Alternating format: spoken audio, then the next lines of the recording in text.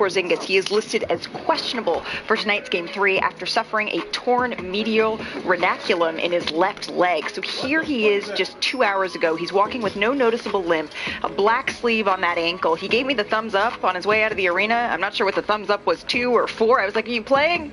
Well, we'll see. He was in good spirits, though, and head coach Joe Mazzulla, he said any decision on whether Porzingis will play will not be determined by Porzingis himself, but by the team's medical staff in order to remove the decision-making powers from his hands here. You can see, though, his impact is evident when you look on and off the floor. His numbers in the finals so far, the Celtics, they've dominated the Mavs by 25 points in the 44 minutes he was playing through 2 games, but in the 52 minutes he's been out, these teams have been a draw. So let's bring in now our senior NBA insider, Adrian Wojnarowski. Woj, what is the Celtics' level of confidence here that we could see Kristaps Porzingis in this Game 3?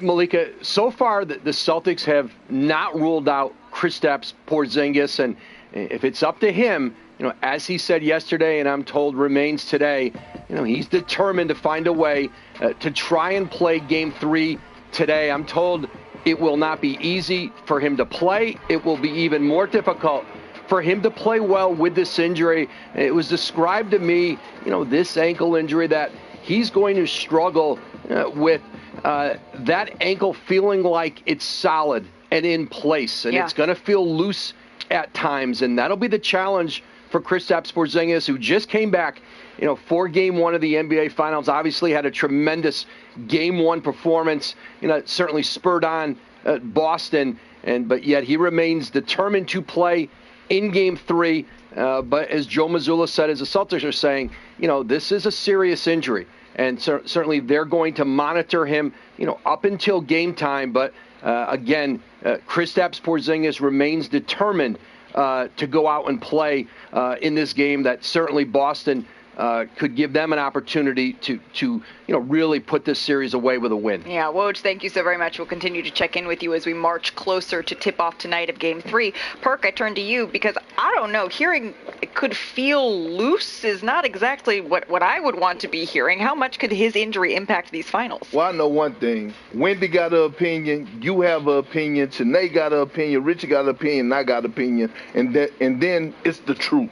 And the truth is, what that graphic showed us before you went to Woj, they're plus 25 with him on the floor, and they're even without him on the floor. He's the most important player in this series, especially when it comes down to the Boston Celtics. He's the reason if they're going to win this championship and hang banner number 18. Offensively, we know what he brings to the table, 7-3, being able to space the floor, but also the mismatches, being able to take advantage of those on the post-ups. He has been dominating those mismatches coming in off the bench.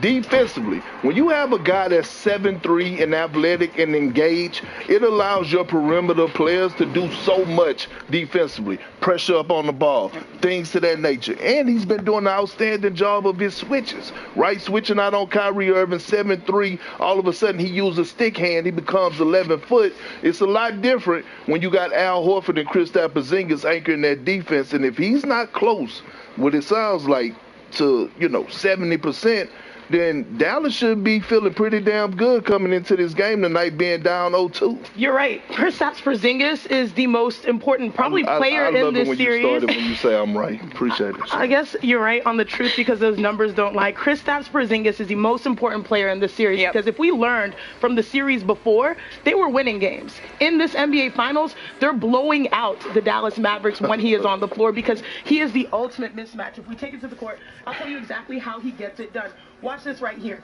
He is an elite spacer. This is an inversion. Typically, your post player is where Derek White is. No, he's on the outside. Why? Because he forces this tough decision-making. You never leave the corner. Why? Look at the catch-and-shoot numbers. 39% shooter, catch-and-shoot. Now you put the defense in a scramble. It's a tough position, and Drew Holiday, the guy of Game 2, is able to thrive because he's just simply on the floor. Again, look at this. He's in the corner once again. Now this allows Jason Tatum, we talked about the blow-bys, to blow by a defender, and you can't come off of him. Look at how much space is between Kristaps and his defenders, because the reality is his ability to shoot, his average three-point distance is 27 feet over the course of the regular season and the postseason. That's third best in the NBA as a 7, what is he, 7'3"? 7'3". 7'3". Yeah. Removing him from the equation, if he's not 100%, it changes the game, because we've seen what they look like before without him playing his best basketball. And watching that film just now, give a lot of credit to Joe Mazzulla, because while Kristaps Porzingis was spacing,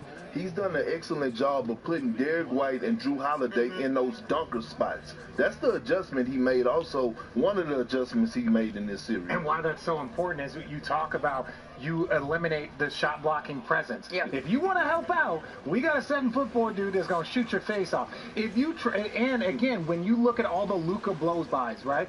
He normally has a shot blocker there that can help him. If not, now you have a guard there, and that's so much easier to either pass through or to finish over the top. So again, he is an important chess piece, but I truly believe he's done his job. He helped them get 2 victories. They were 9-1 without him. I got you at a 2-0 lead. I've had ankle surgery. I know when they say that it feels loose, I know what that means. You don't want to play through it, especially when you can get through it. But if your other leg is hobbled, and now you have a 7'4" guy with a history of injury, he's got both of his wheels banged up, and we're like, can you give us more? We have 2-0. How much more do you want me to do? Didn't Wendy say on the show yesterday, which my jaw is still on the floor, that you had the same injury? I had tendonitis in that tendon. Okay. Luckily, I didn't get it dislocated, and I'm going to tell you, I had to use powerful painkillers, and it lasted for 2 months. And to be clear, you weren't playing in the NBA Finals. I was on the golf team. Thank you very much. You know, that number we keep showing is plus 25. It was actually well over 30 before the fourth quarter of Game 2. When he got hurt and tweaked it, the Mavericks went on a run. They basically had to call timeout to bench him. So to me, it's not about whether he can play or not. If he does play, how effective can he be? And the cascading effect is, what does that mean for Al Horford? Al Horford has been a much more effective player this postseason and regular season when he plays 30 minutes or less. If Porzingis can't go, or if he's very limited and they can't keep going, and they got to have Horford go out there for 35-ish minutes, then Horford becomes diminished. So this is a big cascading effect. I will say I think it's a good sign that he came to the arena today. Oh my if they God, were just having I'm to stay missing at the hotel, shots. I think he was probably testing it out. I was told he participated. Well, and also this. Maybe he does need some rest. Let the inflammation all. But if you're up 2-0, let's imagine that he doesn't play in these 2 games and he plays in Game 5. Right. So it's not like we got to get Game 3. We got to get him out there on the floor. There is window here with the amount of time off. But also, if he chooses to play, you're going to still have to guard him. Yeah. To me. He's going to have to guard somebody. Being here, and Brian can speak to this, being here in Dallas, it was such a strange turn of events, though, to go from this is Joe Mazzulla is not very worried about this, to this announcement that it's day-to-day, to this is a very serious injury, to Kristaps Porzingis saying that he is optimistic, to it being taken out of the medical staff's hands, and now him being at shoot-around, and I'm told participating. So we will see what happens for this Game 3. Coming up here on NBA Today, hear why Kyrie, he's blaming himself for the Mavs' struggles. As he should. Well, what he and Luka need to do to change all of that in this Game 3. Plus, Jason Tatum, he's doing everything but score in the NBA Finals. Can the Celtics win on the road if he's not at the Finals MVP level? And we are going top of the top. We're running back the best Game 3 moments in NBA history. There has been a lot of What am I these doing? Finals. Like, That's for next real, on like, NBA Today. what's up, bro? NBA Today is presented by ESPN Bet, the official sports book of ESPN, and in part by New Pronamel Repair Mouthwash. Actively repairs enamel beyond brushing alone. There we go.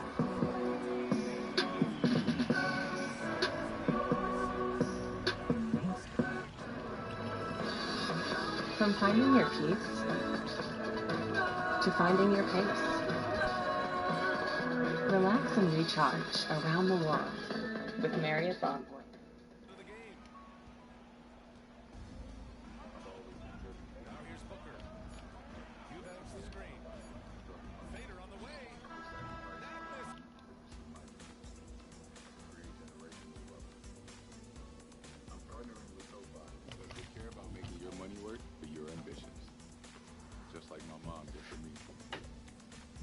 Recognize a generation of players. Join the official bank of the NBA. SoFi. Get your money right. short trips, gas for long. Quite the paradox.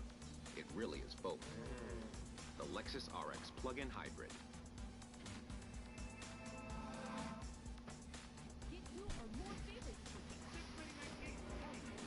Give me that ooey gooey, crispy, crunchy, mouth-watering. Give me that chocolate chippy dip with drippy Papa wing in. Pair pizza with your favorite sides for $6.99 each. Papa John's. The movie event of the summer. Come on! Is an unforgettable cinematic experience. Everybody act regular. It's another Pixar classic. Bring it on! No, anger. Disney and Pixar's Inside Out 2. There's a part 2? We're going! Rated PG. Only theaters Friday. With so many choices on Booking.com, there are so many Tina Feys I could be. So I hired body doubles. 30,000 followers, Tina, in a boutique hotel. For 30,000 steps, Tina, at a mountain cabin. Oh, Booking.com, yeah. Your best defense against erosion and cavities is strong enamel. Nothing beats it. I recommend Pronamel Active Shield because it actively shields the enamel to defend against erosion and cavities. I think that this product is a game changer for my patients. It really works. This is Jimmy Butler. And this is Jimmy Butler's butler. Jimmy Butler loves Hulu Plus Live TV. It's got over 95 live channels. But Jimmy Butler's butler is old school. For your media social, sir. He doesn't realize Hulu Plus Live TV is like cable, only better. Buckets! You get Disney Plus and ESPN Plus all in one plan. Indeed.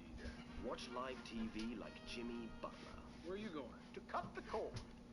Apartments.com lets any landlord find qualified renters and sign leases and collect payments from any place, even here. And where's here? Isla de Rentada. Apartments.com, the place to list a place. From road trip to are we there yet?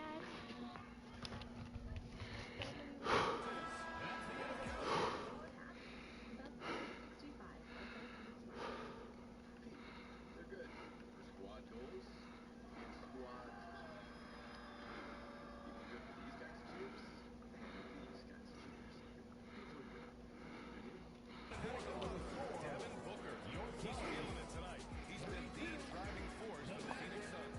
He made a big impact, scoring 12 points in the quarter. More NBA on 2K Sports. The fuck is my pen, bro?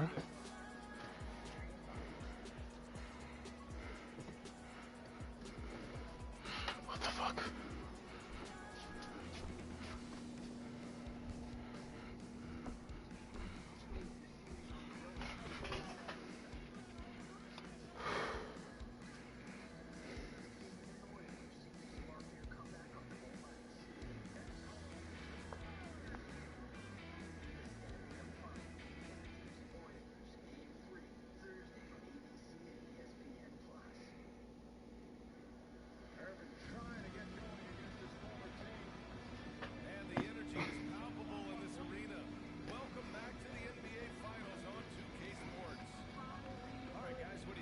Time to work your magic. You know what's so funny? I done made it through the depths. I done made it through the depths. Oh, beauty from Kyrie Irving. Now I'm just really leaning in on what I've experienced and how to come back in this series.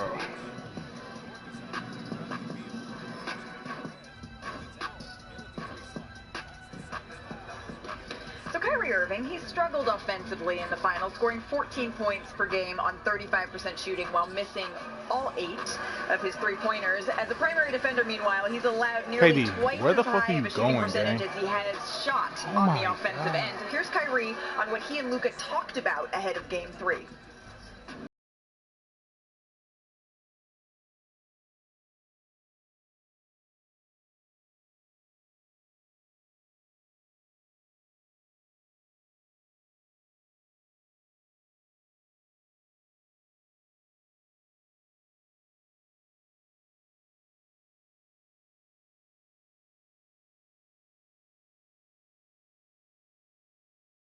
But also I gotta continue to trust my guys around us or around me, and you know, have fun in the process. We've gotten this far because we've been a great team, not because we've just put it on me and Luka. All right, so the party in Dallas is starting behind us, but Hart, I hear you have a pep talk for Kyrie. Kyrie Irving. I do, and you damn right you should address Luka, because look, the finals start June 6th. I hope you get there today. And look, here's the thing, Kyrie. You're the only leader you're the only person on this team that got a championship, right? You got to lead. You got to show up and show out. You're one of the most skilled players to ever touch the damn basketball. Okay, look, when you and Luka married, okay, y'all had an agreement. Y'all were going to pay bills together, combined. Damn it, the rent is due. But I appreciate the shoes. All right, Richard, so if Kyrie is going to heed that call, what do they need to do to get him going tonight? I don't think they need to do anything to get him going. There is no defense that has been created that can really truly stop Kyrie. There is no defensive player. Even Drew Holiday, one of the best generational defenders we have seen, has said you got to pray, because he can hit left-handed shots from three to win the game. But I will stand by. I would not be up here as an NBA champion if Kyrie had been performing the way he is performing right now. He is key to their championship. He was key to our championship. So, again, Kyrie going on the road, scoring 41 points, that's why I can sit up here and say I'm an NBA champion. And the Dallas Mavericks need a similar type performance from him. Two of his worst games in his finals career have been Game 1 and Game 2. I think he will respond. Well, this is simple. Their big man is either injured or out. Luka is banged up and injured. Kyrie, now is the time you got to deliver. You got to do it right now. It's very simple. He can't mess around. He's got to be very definitive. He's got to be very decisive. If they're going to bring out Al Horford on him, he's got to attack him. He's got to attack in transition. He's doing too much dribbling, too much indecision. He's got to be, he's in his home arena. No more Boston fans. There's not going to be that here tonight.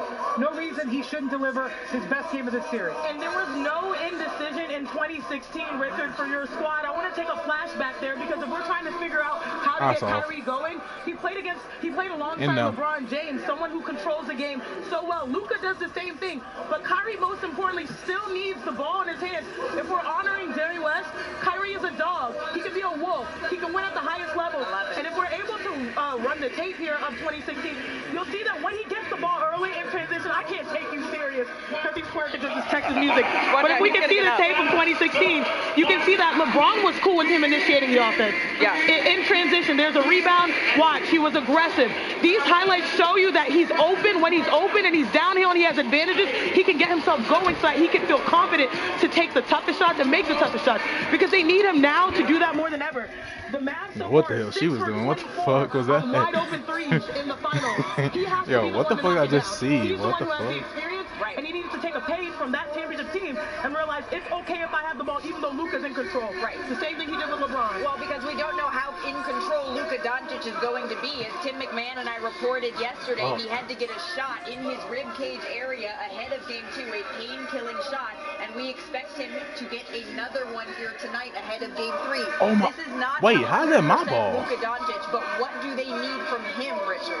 Well, I think what we saw in game 2 on the offensive end, we need to see that. On the defensive end, he has to be better.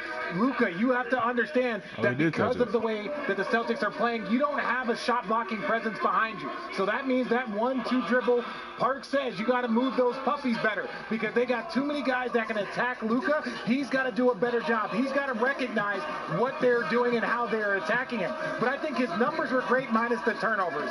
He got his assist up, but he still had 8 turnovers. He's got to be more efficient with that, and he's got to continue to be aggressive. Not to mention his shooting declined over the course of the game after getting off to a strong start, 13 points on 5 of 7 shooting in the first. I also think that Luka has to lean on his teammates more. He has to trust others. Like we saw earlier in the playoffs, he was getting off the ball a little bit more. Now he's probing a little bit longer. Allow guys to be the better version of themselves and take some pressure off of you, especially Kyrie Irving. I love when Dante Exum comes in the game. He pushes the pace tremendously. But to be honest with you, we're talking about Kyrie and we're talking about Luka, but J. Kidd has to help those guys out. And how do you help them out? Stop playing Maxi Kleber. He hasn't hit a shot in the month of Neverwhere. You got to start playing Tim Hardaway Jr. and Hardy. Bring those kids off the bench and provide space. I disagree with you on the fact that Luka trusts his teammates. He does. They just miss shots. I think Jason Kidd has to put him on the back line of the zone, not the front line of the zone, because he's not 100%. They blow by. He can have a better defensive stand on the back line. Still to come on NBA Today, we're going to get get back to the Celtics side of this. How much more Jason Tatum would the Celtics need tonight? And we're going to give our predictions for a must-win Game 3 in Dallas. We will also continue to remember one of the legends of the game, Jerry West. It's a reason they called him Mr. Clutch, because you could go to him in clutch situation. He is the logo. I mean, come on now. He could do it all. Score, assist, defense, Mr. Clutch, the logo.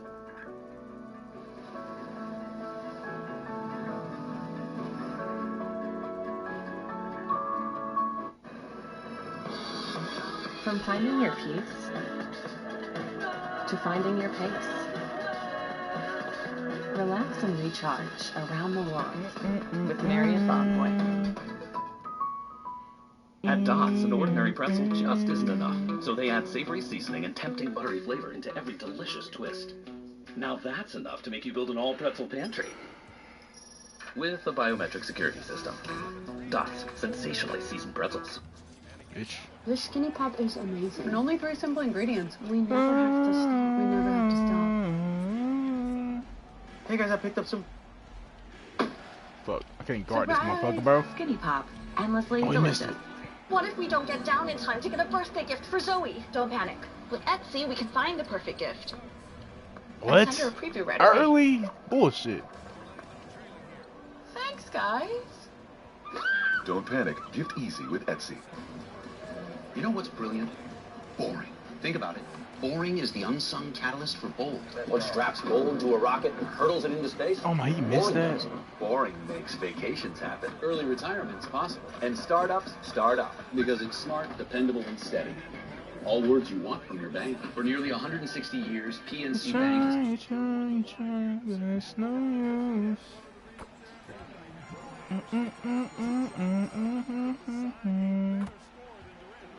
And it's so every time they call the hours and it's running.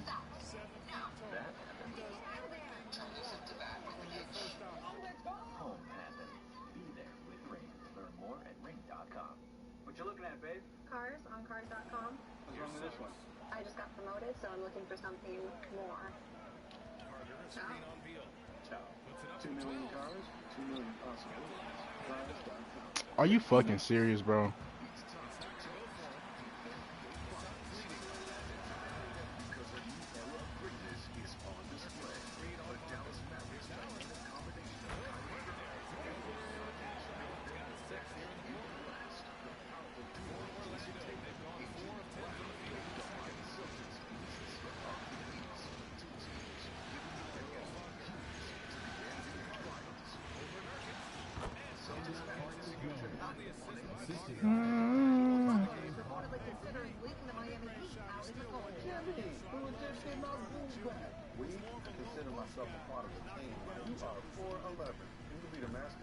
How? Oh my god, Grayson, my fault. I got him, watch out. Wow.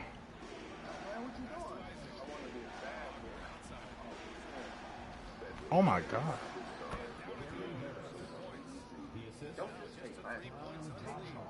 Start your comeback today at PurdueGlobal.com.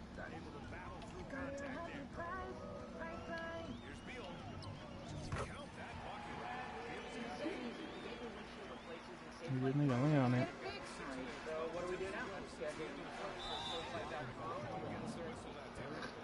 Schedule free mobile service at same price. Happy birthday, Marty. Oh, no, you don't. Let me get this. Thanks. You're too kind. I've heard that. Unlimited 2% cash back. Wells Fargo cash credit card. You really think you can get me to like dark chocolate? Without a doubt. Won't it taste bitter? Not this dark chocolate. Delicious. I told you it wasn't bitter. From the late master chocolatier, discover excellence. Expect delicious. Dumbass. Or just leave Kevin Durant and go to Josh Okogie.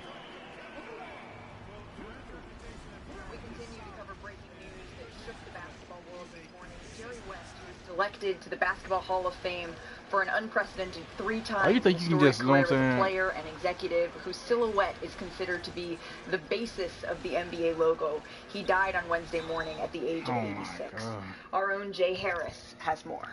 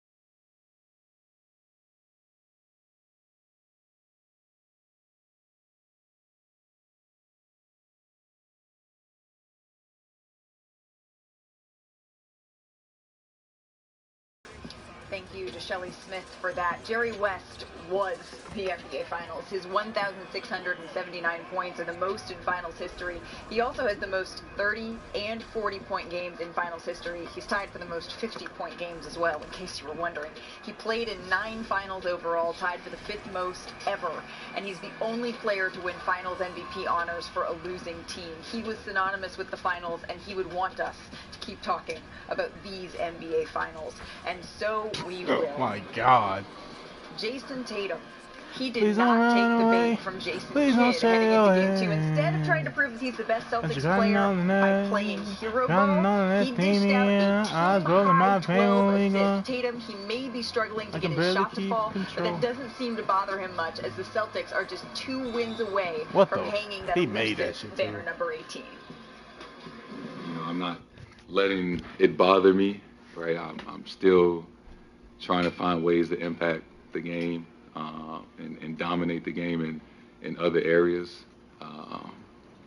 And I understand that it could take one game. One game I could explode and, you know, all those, the percentage and things like that could change. So it's just that mindset of, you know, I'm one game away. So I've been impressed with Jason Tatum's resolve as he's answered this question basically before and after every single game. What is it like not being the best player on this team? Are you going to continue to be able to deal with it? But the fact of the matter is, you're laughing, Rich. Because it's some of the dumbest questions I've ever heard. But he gets them all the time. And so at some point, if it was me, at some point I'd roll my eyes. And I haven't heard him roll, or seen him rather, roll his eyes one time. He just continues to take, as you put it, the dumb questions, if you were terming it that way. I was 100% Thank you for that, Rich. I appreciate it. But the fact of the matter is, Kristaps Porzingis, his status is up in the air for this Game 3. So he hasn't been a scoring machine yet. Do they need more from him now, Shanae? Absolutely, and I do believe that Jason Tatum is due. He's due for a big game, and I do like that he has not settled for like, oh, I have to force it. Instead, I'm going to continue to be that great playmaker that he's evolved himself to be. If there was one big difference from the 2022 Jason Tatum in the finals to the 2024, it's the fact that he's mature enough to realize he doesn't have to be the center, even though society wants him to be. People are expecting him to be that superstar, the finals MVP. What but the? this How did I do I that? think between the locker room, they just care about the championship. So they're just doing whatever it takes, but he is due because he knows that if his teammate is not 100%, he probably has to do more, and they bought him enough time to do so. They used to call me Crazy Joe, but you could call me Batman. I bet y'all know what movie that is. Oh, yes, yeah. What is it? Lean on me. And Jason Tatum he's playing a prominent role in there right now. Listen, here's the thing, right? He's been leaning on his teammates too damn much. And you talk about he didn't take the bait when J. Kidd threw it out there. He did have a game high in shot attempts. He shot 22 shots in that game, too. So at the end of the day, look, role players, and I'm not trying to disrespect Drew Holiday, Derek White, and Porzingis. Sounds like it's coming. But they're role players on this team. Because they're role players to Jason Tatum and Jaylen Brown. Agreed. They did their job at home. Now it's time for Jason Tatum to elevate his game on the road. And in fairness to Jason Tatum, if you look throughout the course of the playoffs, in the series, he elevated his game against He in a full minivan, tweak. Took that boy up like Penelope. Hook all that talking little bitch in their neck to be. Still got the recipe. Play with that shit. Are you stupid, Penelope? In the playoffs with Jason Tatum on the court. Play with that shit. Are you stupid, Penelope? 0 flat. Now, some of that is because of garbage time, but that is an indication of his impact on the game. Plus 166 is the best of any player in the playoffs. He makes a lot of different things go. Having said that, 12 of 38 ain't getting it done, especially when your team is on the road, especially when your weapon, and Kristaps Porzingis isn't 100%. He does have to raise his game. By the way, if you're a first-team All-NBA player, which qualifies you for the Supermax, which you're about to get in less than a month, you need to do better than 6 of 22. It's okay to say 6 of 22 isn't enough, and that he's also contributing at a high level. Those things are okay. It is okay because two things can be true. JJ and I did a reaction to this game on his podcast this morning, and there was one statement. Our expectations of Jason Tatum are not his responsibility. His responsibility is to go win games. So we can sit up here and be critical of his performance when they're 2-0. Well, if I guarantee you, I want him to play better. He wants him to play better because we believe that he has the talent and ability. But if they continue to win, if he shoots this percentage for the next 2 games and they win a championship, he will not give a damn about his shooting percentage, what our thoughts are. Same with Steph Curry, who finally got his finals MVP. And same with Jaylen Brown, who spoke to Malika yesterday and said, I don't care what the noise is saying on the outside, we are winning. Hold on, time out.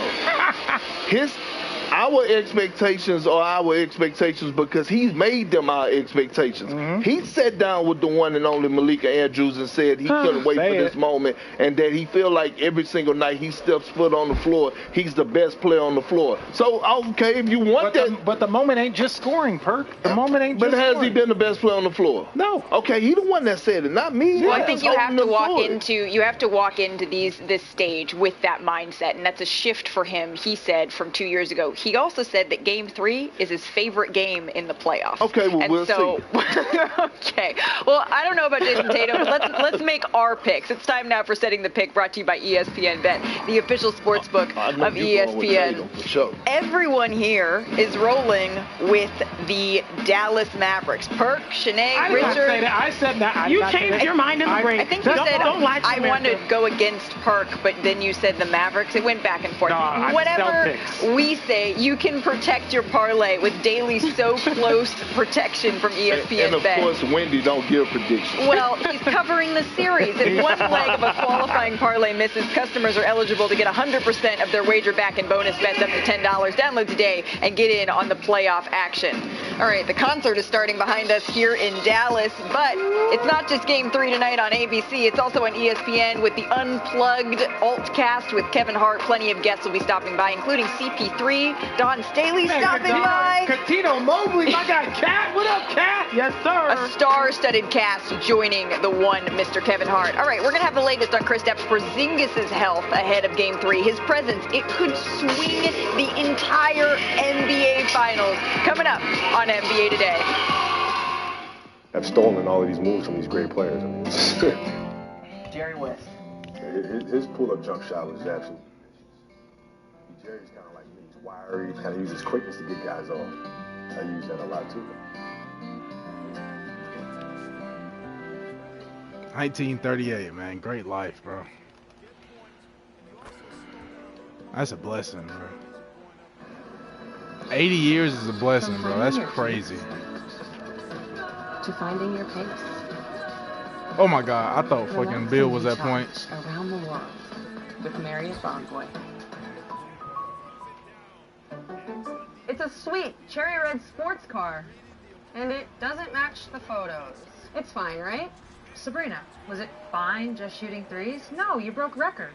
But it's fine to settle for a car from a sketchy site when you can get the car you love at CarMax. Yeah, you're right. Let's get out of here. Yeah. Sabrina! Nope. Sure you're not Sabrina? Nope. Sabrina? Asia? Sue? Hi. Never settle on the lot or on the court. CarMax. Oh no. Running low? With Chewy. Always keep your bowl full. Save 35% on your first auto ship order. Get the food they love. Delivered again and again. 17 points in the game. Pass to you. Los Angeles BET Awards 2024. We're standing on I pop a pill, I'm in that motion. Now I'm floating. There's no Lindsay Lohan. I just fucked up like 10 bands and now I'm pulling posted. You taught us ain't no. I pop a pill, I'm in that motion.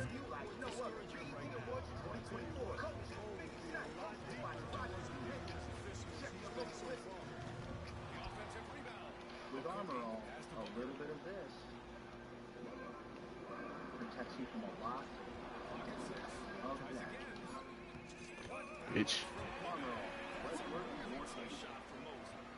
Should I hop up in the Range Rover or the Mack truck?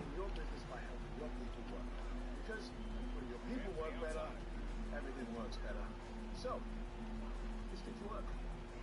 Did you sell doors? Yeah, I did super nuts.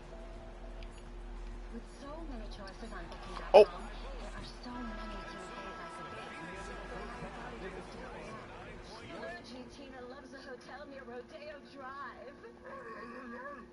Oh my God. With the word like stop me, but then when they pop shit, they gonna let my rude attitude. With millions of possibilities, you could book whoever you want to be. That's my line. Booking.com. Yeah. Welcome to the NBA's grandest stage. Best of 7, it's the NBA Finals.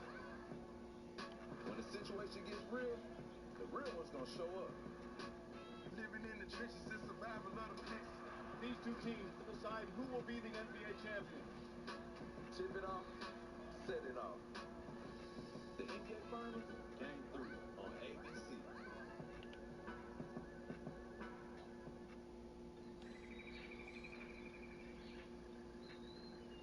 I'm in that motion. Now I'm floating.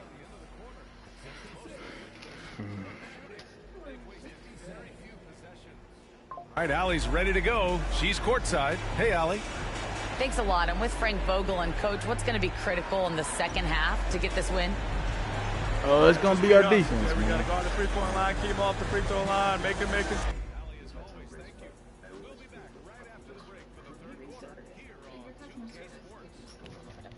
I don't need any help. Yes, you do.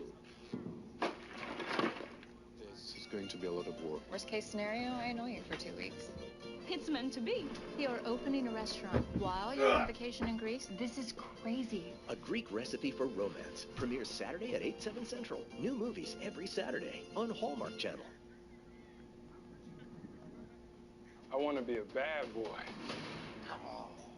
You got to understand, man, there ain't no timeouts in this game. No water breaks, no cheerleading. The question is, man, what you gonna do? What you gonna do when they come for you? Next, Go online to see if Jimmy makes the cut. Jimmy Butler. Did you say your own name? No. Bad Boys Ride or Die. Rated R. Watch the NBA Finals on ABC. This is NBA Today, presented by ESPN Bet, live from Dallas.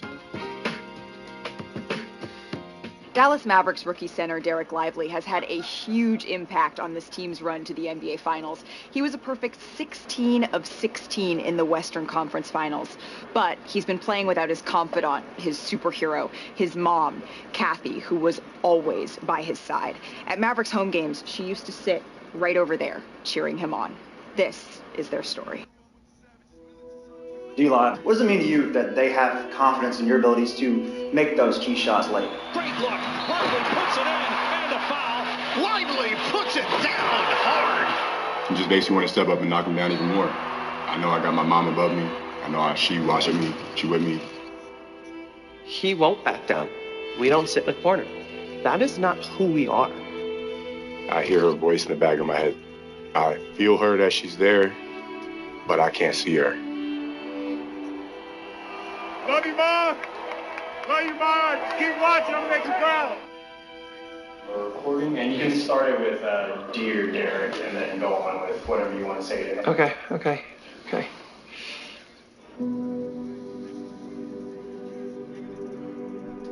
How would you start a conversation with a loved one that's passed away? What would you say to them? For Mavericks rookie center Derek Lively, it's one of the many ways he remembers his late mother, Kathy Drysdale.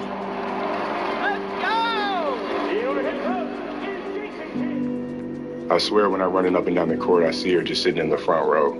And sometimes I take a double check because I think it's her, but then no one's there. Kathy was a standout college basketball player at Penn State, earning the nickname the Goddess of the Baseline.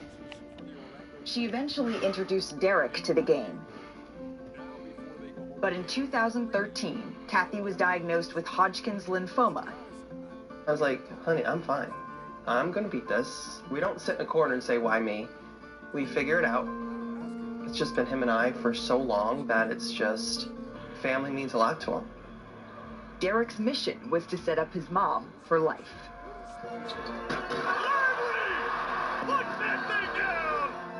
He declared for the NBA draft after one season at Duke. As a reminder, this pick is on its way to Dallas. Here's Commissioner Adam Silver. The Oklahoma City Thunder selects Derek Lively II from Duke University. How are you feeling as you watch your son realize his dream? I'm so proud of everything that he's been through. I'm honored to be his mother. Inside, Lively puts. He posterizes. While Derek's hard work started to pay off during his rookie year with the Mavericks, Now the runner, and Lively! Kathy lived with him in Dallas and was often in the crowd cheering him on. until a sudden change this past March. Since we tried to do so many things to her body to get rid of the Hodgkin's lymphoma, her DNA ended up being changed from all the radiation to where the point that she started to develop leukemia. I came back from a game and it's 4 in the morning and I'm taking my mom to the ER because she's yellow, she can't move, she can't eat. And that was kind of the start of when I knew I could possibly lose my mom. And that's been the biggest fear of my life. On April 12th, 2024, Kathy died after an 11-year battle with cancer. She was 53 years old. I physically watched my mom die in my hands. I just can't believe she's gone. Whenever I step off the court, it's hard. It's hard to do the things that my mom used to do with me all the time.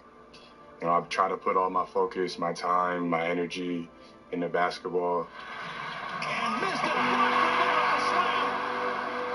And the Dallas Mavericks are going to the Western Conference Finals. You talking about that moment after Game 6 where you're standing on the floor, you're holding your hands up, and you're obviously looking up to the sky. What was going through your mind?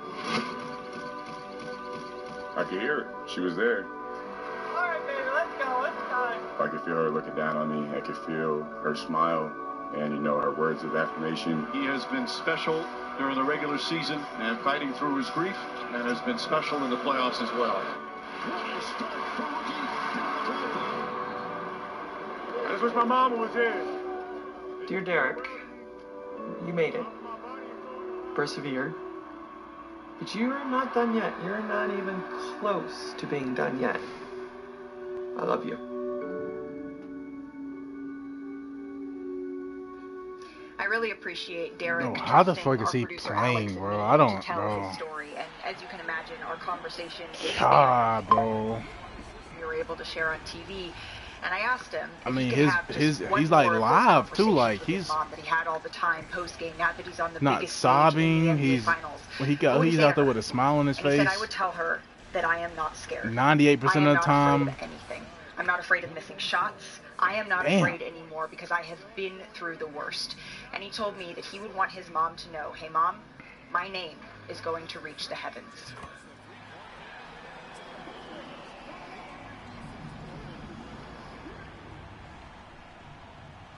At apartments.com, every time a new listing is added, we get this alert, so... Oh my God, you keep, bro. Okay, everybody goes. Apartments.com, the place to find a place. From finding your peace to finding your pace. Relax and recharge around the world with Marriott Bonvoy. Meet Ron. Ron eats, sleeps, and breathes poops. But oh, how he can nail a software solution. You need Ron. Ron needs a retirement plan. Work with principals so we can help you with a plan that's right for him. Let our expertise round out yours. What's up? I'm Miles. Hey, and I'm Jara. And a little thing we love about the Chick-fil-A maple pepper bacon sandwich is how the flavors come together. First thing I taste is the smoky grilled chicken, and then the pepper bacon with that maple bun. It brings the flavors up to another level. Added with the sweet heat and the pickles. I'm really sold on the pickle. It meets you in the middle with the sweetness and the heat. It's spice-tastic. Yum-licious. Flavoristic. The sandwich of the summer. The maple pepper bacon sandwich. Real customers paid for their testimonials. We've never spoken, but you've told us many things. That you love stargazing, hate parallel parking, and occasionally your right foot gets a little heavy. The Lexus ES didn't begin in the studio. It began with you. 2 shots.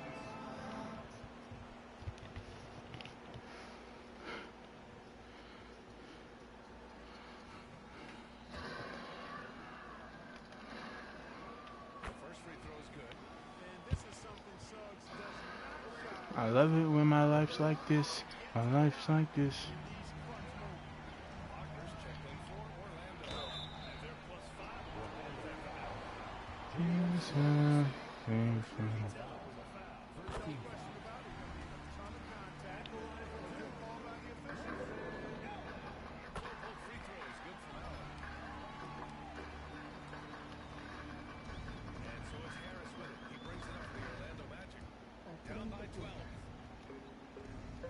isn't what you see. It's what you don't.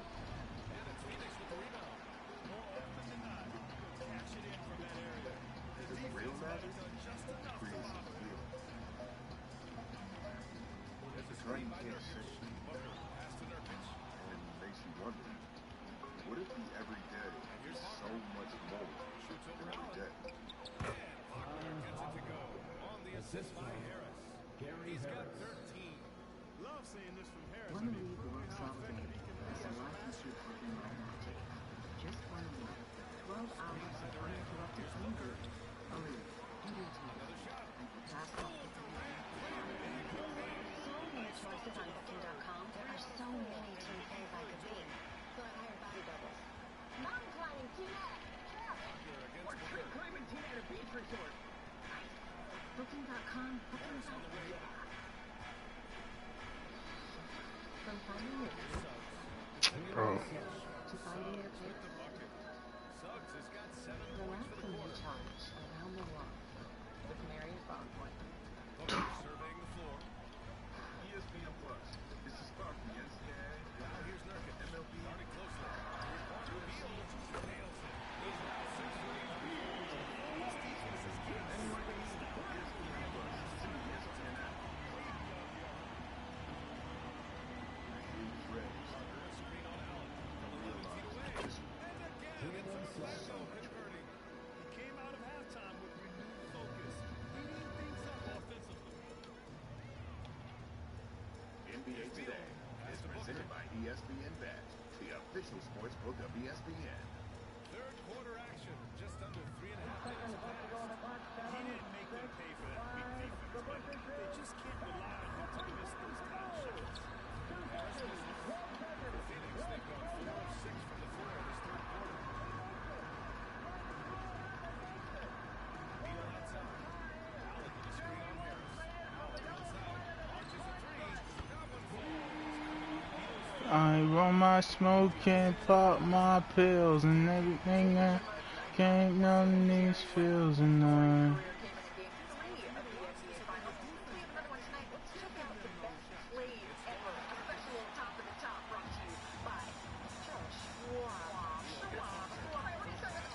Oh, I would have made that. Oh, that was perfect timing. Feel your touch, I'm giving you some I trust.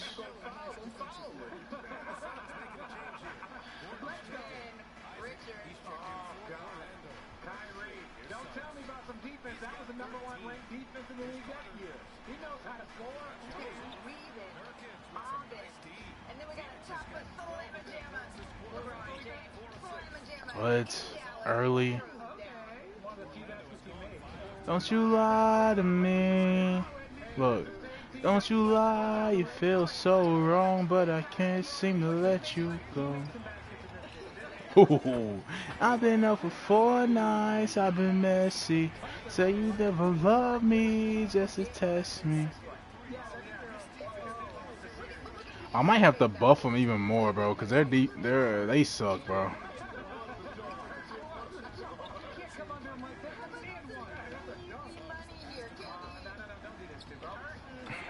My God, they suck.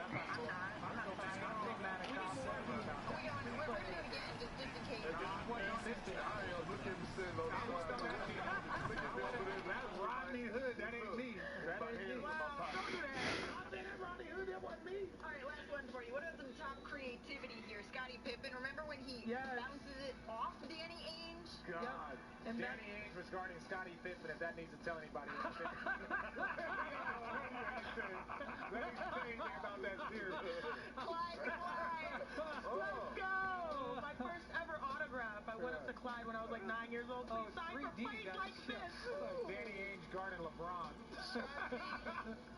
Big shot. Around Big Tim shot. Duncan. Look at the score. So obviously in this game 3, the big story is Kristaps Porzingis, but if he can't go, we got another bucket getter that could help out Boston. From the line, that's a 2. Hey, listen, Wendy, we're not gonna judge you. No jump shot. Look, we're not gonna judge you. From the logo, we're not gonna judge you. This is one take. Scott Brooks, T. Lou, Alvin Gentry, y'all held me back. You got that I've been had that. I've been had that. That's going to do it for us. NFL Live is coming up next. Welcome to NFL Live. Here's what's coming your way today. Aaron Rodgers not at Jets minicamp. The latest on his absence and how the Jets actually feel about it. Plus, Dan Orlovsky's telling you how Rodgers can get back to his team in key ways when the season actually starts. Also, Lamar Jackson is locked in at Ravens minicamp. We'll tell you which position group could make this a Super Bowl caliber offense according to info himself. And Russell Wilson, he said he's having a break from music source, okay? You'll hear from him and our analyst, as well about the one thing Russ can't do when feeling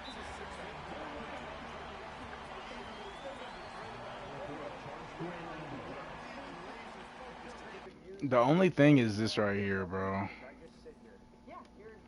I feel like if I do this, because on Hall of Fame, this is on 30. There's a lot to get to as mandatory minicamps are underway across the league. Actually, technically OTAs for the Vikings only. You see This is, they gonna make everything, bro. That shit be annoying. Look at him, all eyes on the first round draft pick leading the charge. I give him 38, bro. 38, 38. Seemingly it's stacked, trying to get into the The simulation just went bad. Because I hate blowing teams out in this shit, bro. But if I were to play with a team I don't know, like, I'll get my ass beat like that ass. The guy I would look to based upon the spring he's had, really where he's at in his career. Cause this shit is hard. It's way harder than fucking Hall of Fame. I don't. Now, what I just changed it to now, they might come back in this shit, bro. I'm not gonna lie.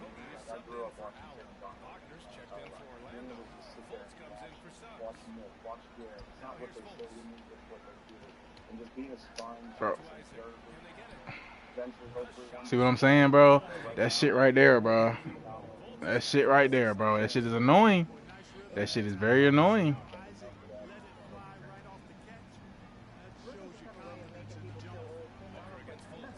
The Vikings begin their season against the Giants, followed by a difficult four-game stretch to see against the 49ers, Texans, Packers, and Jets. Three of those four teams have a top 10 defense entering their season according to ESPN's Football Power Index. The one exception is the Packers, who have I'm ready to die holding your hand. I don't do fake. See, this shit is crazy.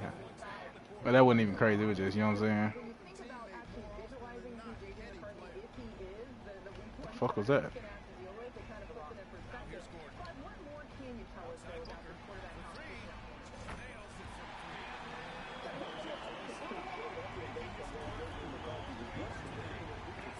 Nah, nah, nah.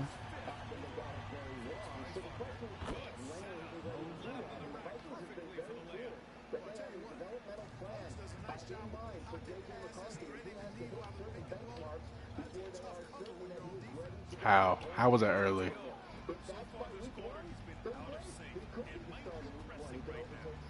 If I could just have you be mine. But J.O. be on that, bro.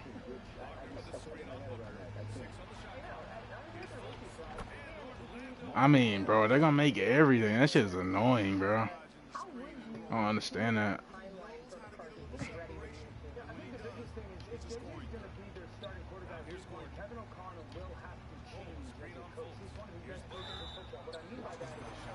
And one.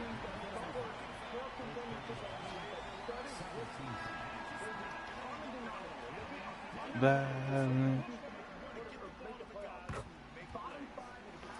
Na na na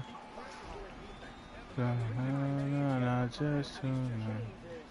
In the last two seasons, Kirk Cousins was second in the NFL when it comes to attempts per game. He threw the ball almost 38 times a game. Most of those guys threw the ball around 20 times a game. So there'll have to be a contrast or a change with Kevin O'Connell. I think if you're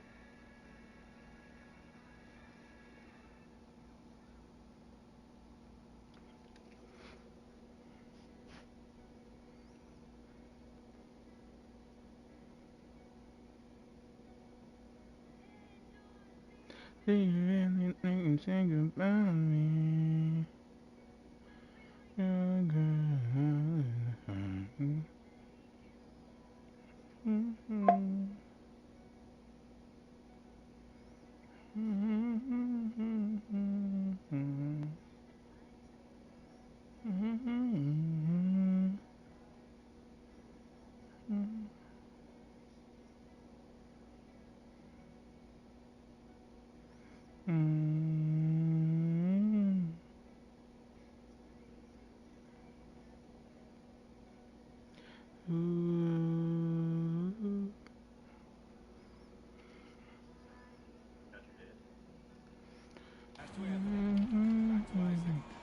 Never failed. I mean, at least they stayed in. Most of the randoms, they usually die that late in the game, they just back out. But Anthony relishes the chance to give his teammates good looks. Here's Gordon. And he got the whistle. Fuck.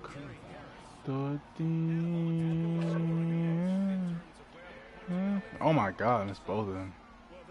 Is that gun? It's the conversion kit from the FJX SMG. That was a block. Let's take game 3.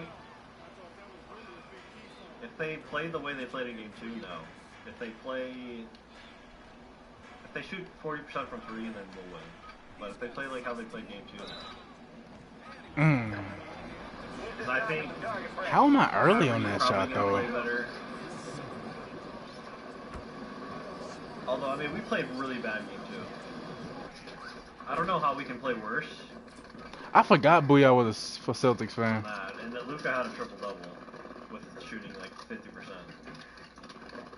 I don't know.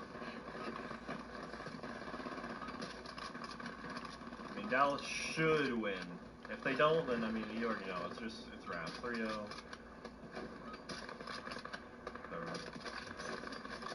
I don't even know if Porzingis is playing either. This has got that weird ass injury. Dropping into the AO. Playtime's over. Stand by for deployment to the war zone. Automatically getting by the crying out. I'll be gassed right now.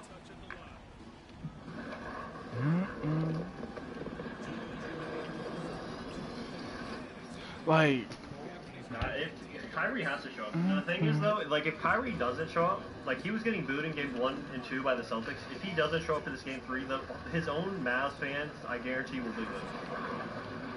I guarantee his own home court will boo him if he doesn't show up tonight. Earn points to speed up the countdown. Because they're going to be down 3-0. They're going to blame the series loss on Kyrie because he didn't show up if he doesn't show up in this game 3. For sure. Most likely gonna get booed if he's asked tonight. Like, probably won't return either.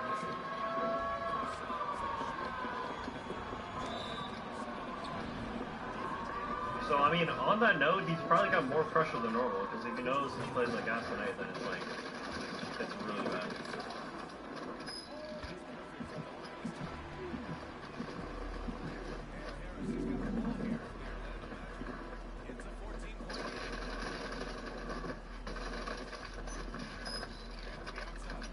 I could have stole that.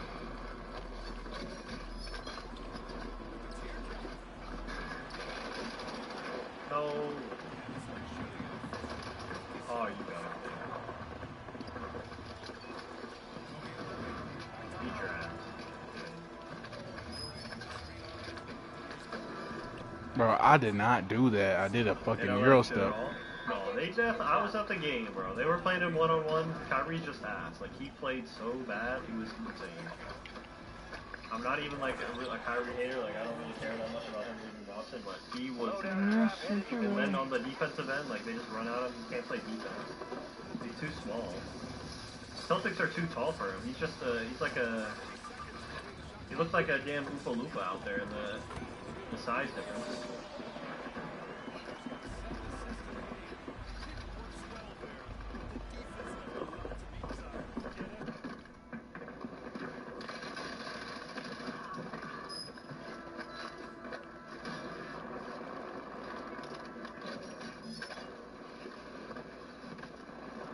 I'm just gonna do this on my own. Demons, what they want. Gotta get his foul calls. Yeah. Oh, fuck.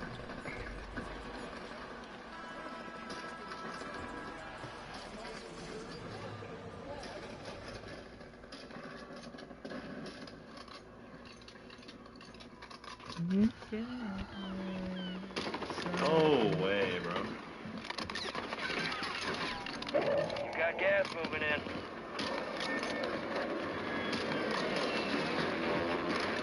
suck at time. Hostile bomb drone is active. Enemies are dropping into the area. Watch the skies.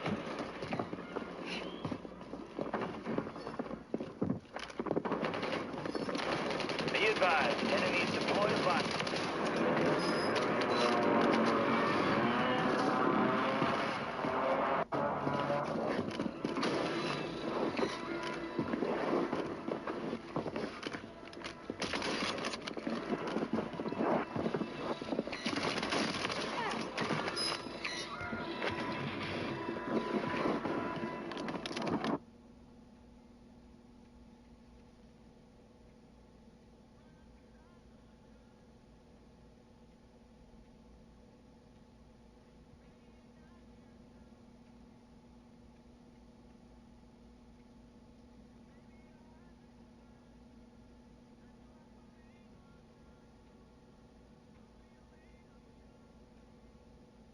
My father believed that I was meant to unite the realm.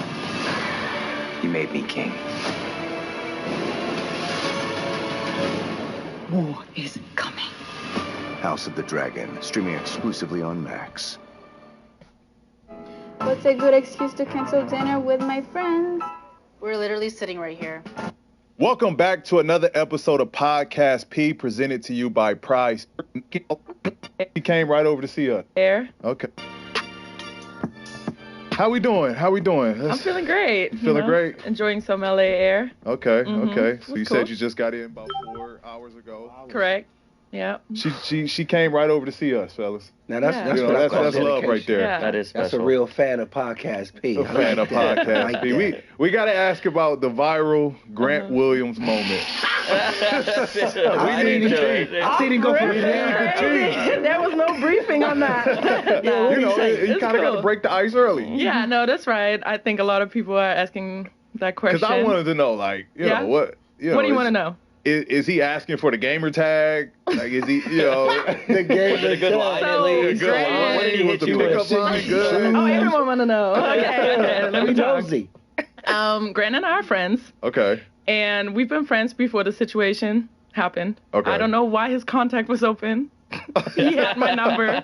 He had my number already. No, I think, you know, we're really respectable, I don't know, work partners, I would even say. Yeah. He's like a vice president of the NBPA. I am from the WNBPA. So every time when I'm in meetings, Grant is the person that I text, hey, how do you guys do it in the NBA? Like, Got it. I want the same stuff, right? So I need to ask someone that's experienced and knows the deal. And he's very smart, and yeah, I feel like I can learn a lot from him. But I mean, he, you know, Come on now. like, It was the funny. hug, it was the cameras around. Like everyone is just. Everyone, I think, is also interested in who I'm talking to, so they will blow everything up when I talk to a man, and it's just whatever. So y'all ain't never been on no date? No, Grant and I know. No, we've never been on a date. I'm just being a little nosy, just making sure. Did you guys talk about the situation after, like, laughed about we it did. a little bit? Because We I did. could imagine that conversation was like, why did you have your contact up? I asked him that, but he said it was a mistake, blah, blah, because he had my number. Yeah. But when he walked in with my Most Improved t-shirt, he told me the night before, he's like, oh, I'm going to walk in with your t-shirt. I'm like, yo, everyone is going to talk about it. Yeah, but then, I mean, I was being kind of messy too and tweeted, oh, he got my number. You know, I knew it Yeah. would blow up, so I'm like, all right. Now You know what's funny? It is, was like, a funny situation. If Grant didn't notice, you know what I mean? Like, if Grant Notice. thought, like, he actually had a chance and, like...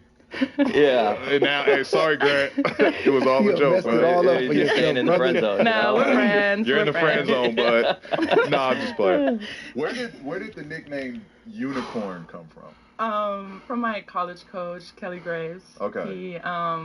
He was always kind of impressed by how many interests I have, how I act on the floor, my versatility. So he was just like, oh, Satu, you're such a unicorn. Yeah, And that kind of stuck along with my game. yeah, one of a kind. Mhm. I was explaining to them in the back, like, your play style, your game. Mhm. And I'm like, she's tall and she can handle and she can kind of do everything on the floor. Yeah. And yeah, I mean, to Coach's credit, I think it was great that he kind of saw that uniqueness and just one of a kind type of talent that you have.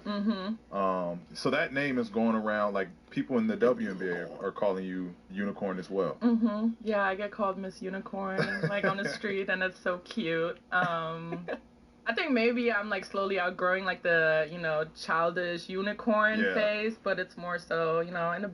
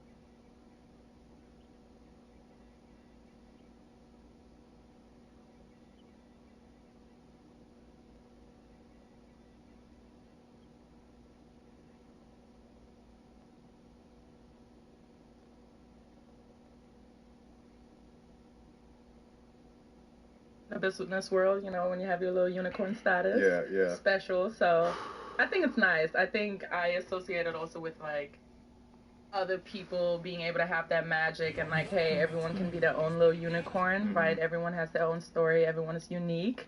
And I kind of like that aspect. And like I say on my Instagram handle, I'm your favorite unicorn. So it goes along Please tell with me the you're story. monetizing this. Like, you gotta be.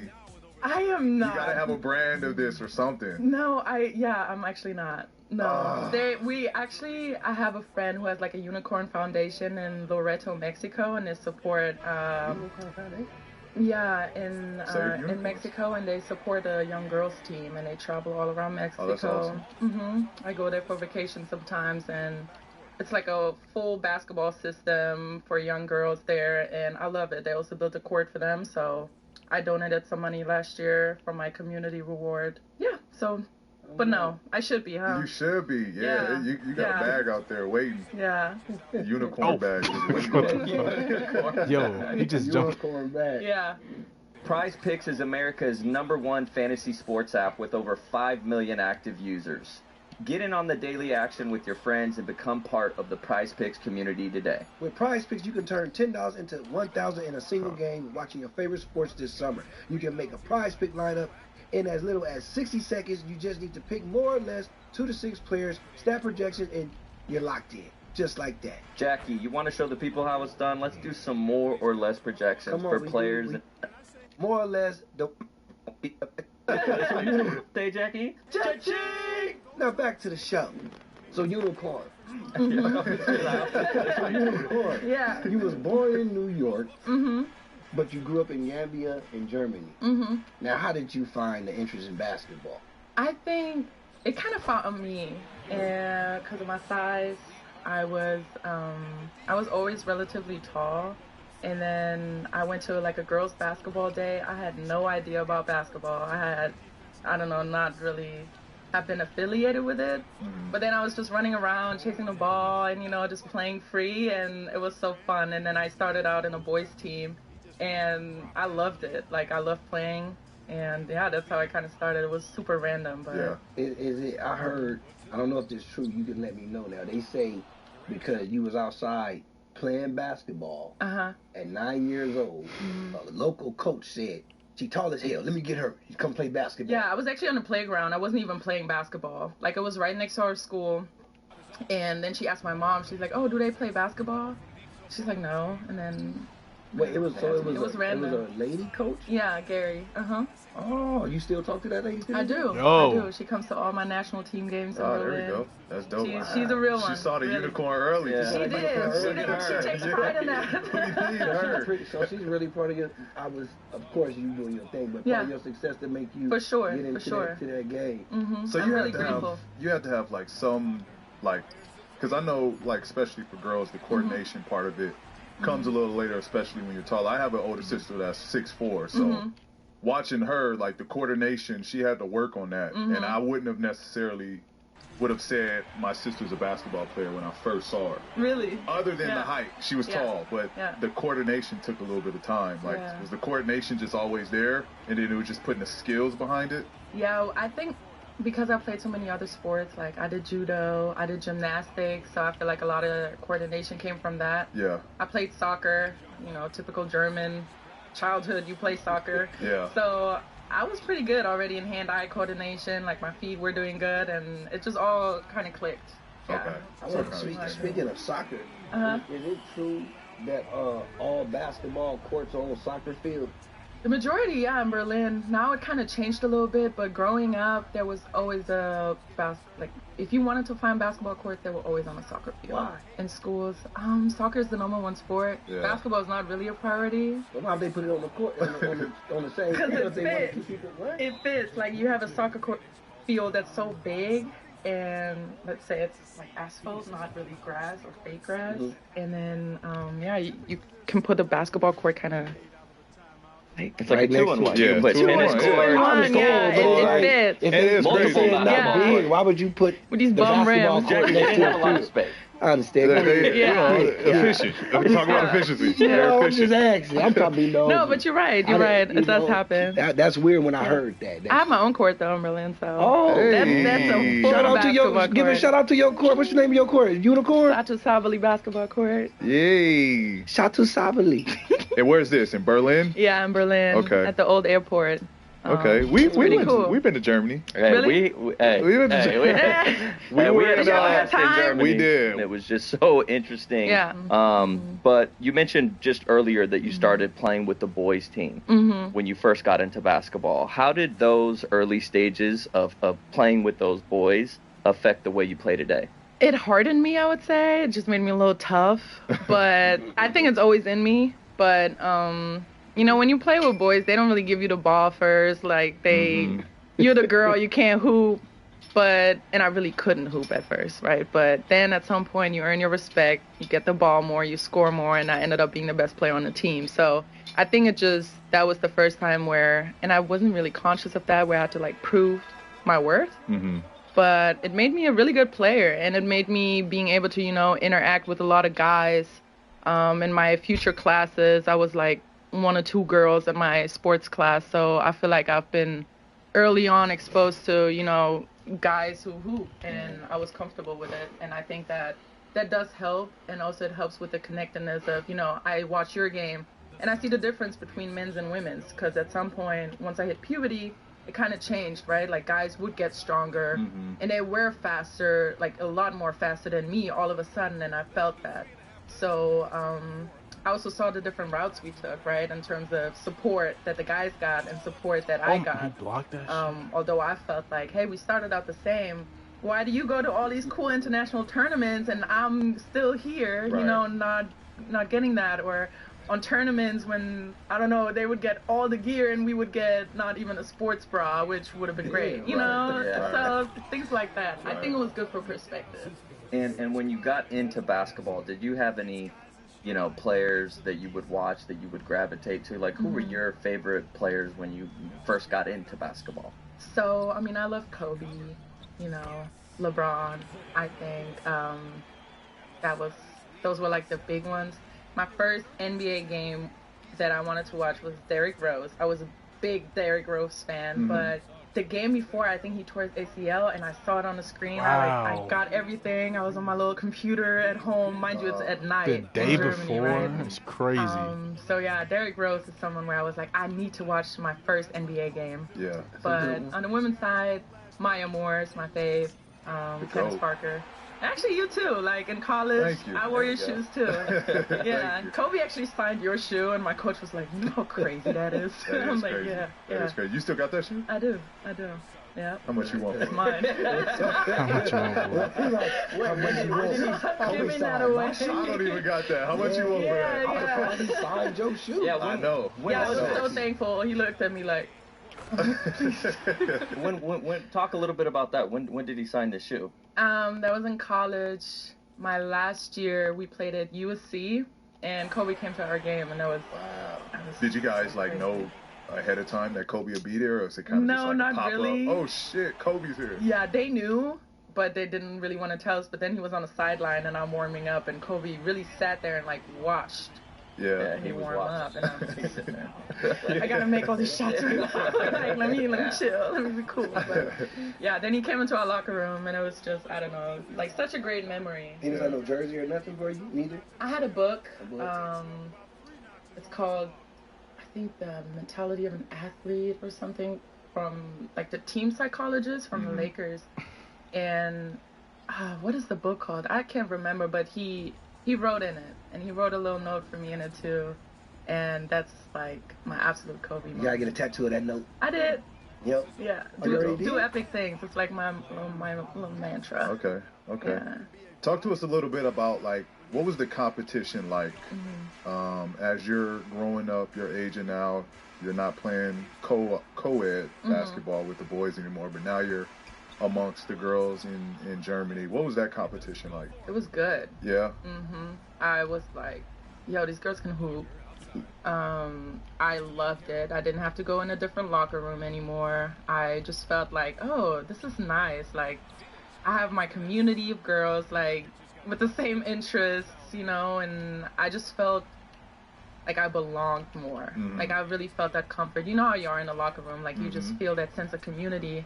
And that's what I really felt once I started playing with girls, and I loved it. So I really cherish, like, you know, being in that space of womanhood, even now in the league, even when I came to college.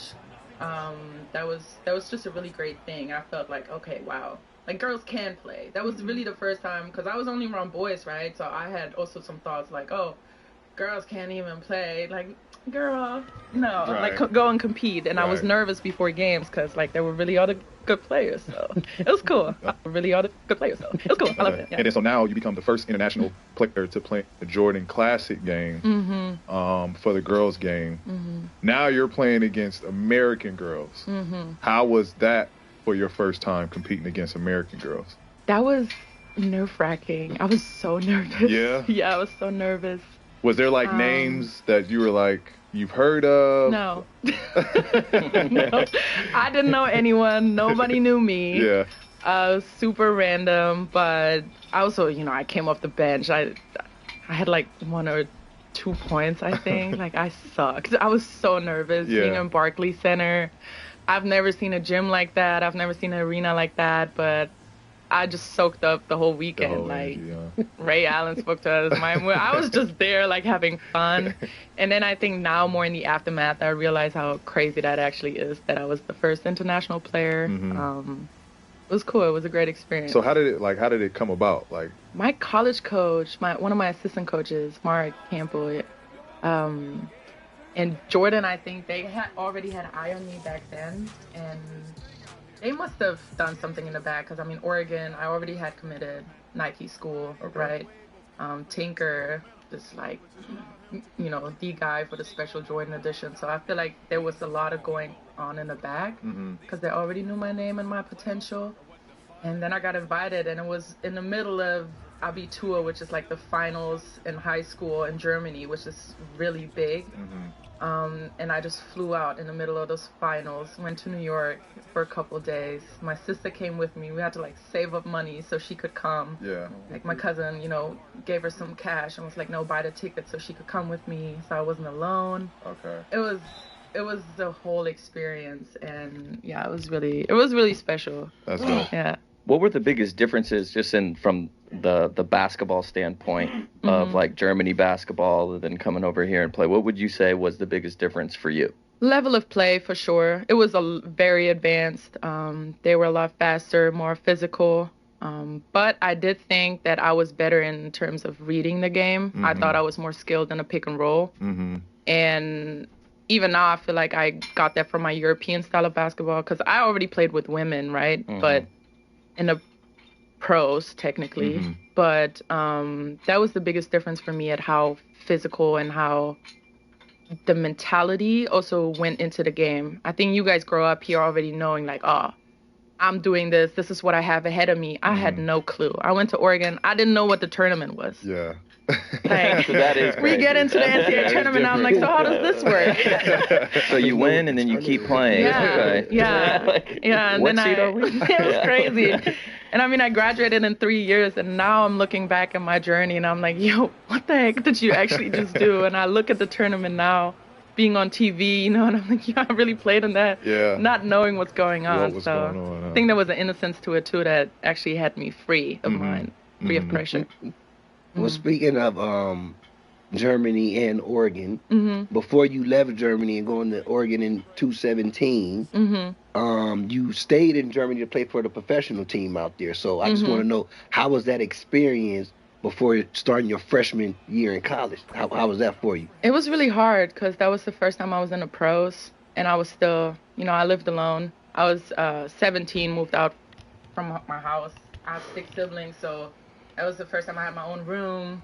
I felt super isolated, and I was with people that they make their living of this, so they were super competitive.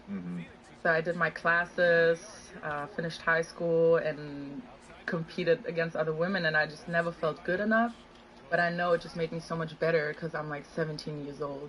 So I think it made me very good, but it was a very hard time for me. Like those 2 years, I would say, really hardened me up and prepared me even for the now, like for being with other people that are making their living of what they do. Yeah. So I'm sure it had to be like some hating going on. Oh, for sure.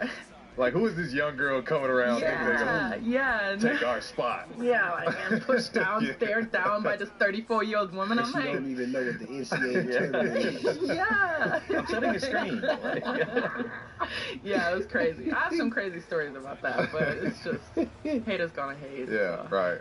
In my mind, I'm thinking, oh, I'm at the same level as you and I'm 17. I'm better. I'm better than you. Exactly. Yeah, I didn't say that though. But that's what you think. No, that's how you gotta think about it. Like, just imagine where I'm gonna be in a couple years to where you know you're finishing at. Yeah, Exactly. I was so mad at her. I want to hear this story now because I feel like it's still like, give us one of those stories. Are we unloading trauma? I mean, you know, this is an open space. Open space. It'd be good for everyone. Just to kind of, you know. We're pro mental health here. Better health. Okay. You know, this is a safe place. So it happened. I don't know. She was a hater. Like, literally in a drill, pushed me down, stared me down. It's like, what are you gonna say? And I just like got up real quick because I'm just like, nah, I can't get, back down like that. But I didn't really say a lot, and then teammates got in between. But that was just a moment when I was really like, nah, you really, like, first of all, you jealous. You don't wish me well, and you must suck. So, I don't know. That was just... And she did suck. It's uncomfortable to... She did suck. Yeah. Fuck her. Can we cuss? Because fuck her. Yeah. So you had a super successful career in college, and you got the opportunity to play alongside Sabrina during those 3 years at Oregon. Just walk us through, what that experience was like and being able to go about your collegiate career with her. She's amazing. Like, I have learned so much from her. Just her work ethic was always so strong in college. Like, she would be in the gym doing these extra workouts. Just her mindset too. Like, before the game, I remember that I'm more so like, hey, like checking in on teammates, right? Like loosening up the mood a little bit. And she was like laser focused, barely talking. That was the moment I was like, I like you. Yeah. I like you. You take this shit serious. So that's how we bonded too. We were both people that just took everything serious, like every single possession. We could talk about the game in a way that you couldn't really talk to other people about because you see different things.